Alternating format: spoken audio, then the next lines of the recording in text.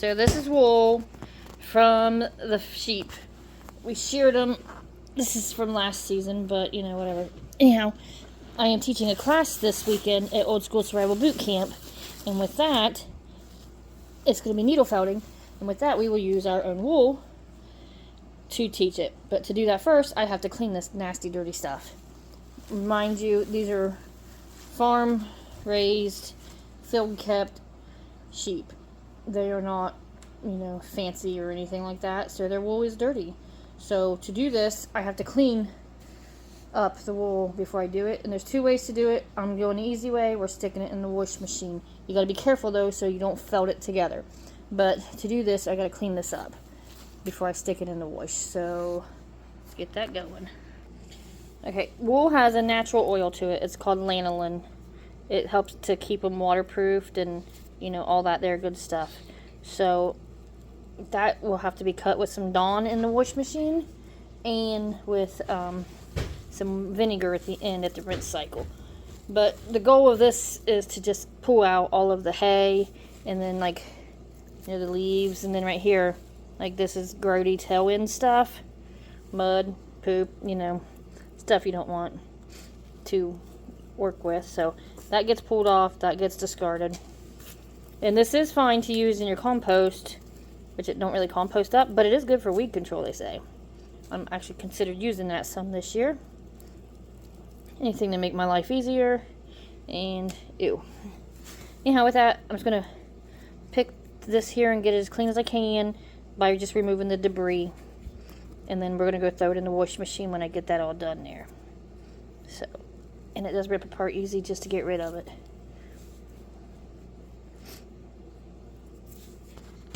Alright, so washer's going. I'm going to not put the water directly under it so don't hit it. I put Dawn in there. Not a lot, but some. A couple squirts worth. And then just put the water, or the wool, down into the water. And it just has to set and soak in this for a while. It'll soak a while in it. It'll get good and grody. And then after a while, I'll rinse it out. I'm going to do it on gentle cycle so you don't felt it, because if you felt it here, you'll get a big mat of wool then, and we do not want that. So this will be what I do for now, and then I will spin it out and then put some vinegar in it and do another rinse, and then hopefully it comes out a lot cleaner. And then after this is done, then it has to dry, which takes about 3 days, and then I will card it. So with that, we're gonna let this soak a while. So that's how grody it is in here. So now we're just going to spin it out and then re-rinse it. So let's see here. Of course, to do that, I have to close the lid because my wash machine's fancy, I guess. I don't know. Anyhow, I'm going to spin this out and we'll see what it looks like. I've spun it out, but not like crazy all the way. Spun it out. You can see it's whiter now, but it's still got some grody on it. So with that, I'm going to do another soak cycle with it with the white vinegar. So you can see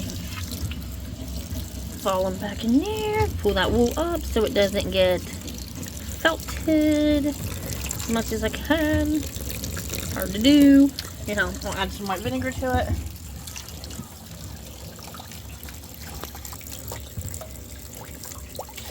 This just helps get rid of any smells or any of that there stuff. So right now I will let it fill up. I'll let it set for a little while longer. Then I'll spin it out again, rinse it, spin it out again. And then I gotta get it out. Try to get it wrung out some without matting it all together. And then we'll get it dried up. So for now, this is where we are with it. Second phase of washing it. As you see, the water is somewhat cleaner this time. That's not a good angle, but I promise it's cleaner. But that's a plus. We got a lot of the dirt out. But trust me, these things are final steps to cleaning the wool. As you can see, it's much cleaner. Hi. And Eva's hand is in there. Now, it is wet. I spun it out, so it's not like dripping wet everywhere, but you can still see debris and everything. Now, after it dries, we will card that out, and I will show you what that is. Right, so the wool's done, right? It's not really nothing to wring out of it. So the next thing to do is set it up on a rack where it can get airflow through it. This is easier said than done with one hand. But anyhow, this is a wire mesh, but then I've got it on a crate here that will set up where it can then get air flowing all around it to help it to dry faster. But once it's dry, then we'll worry about carding it out. Generally, it takes 2 or 3 days to dry it. I'll flop it over here in a day or so to get it done, but this is first step of clean wool.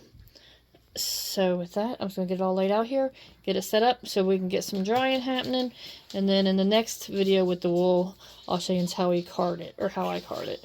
Anyhow, it might not be to everybody's standards, but it's how I do it, and it seems to work okay.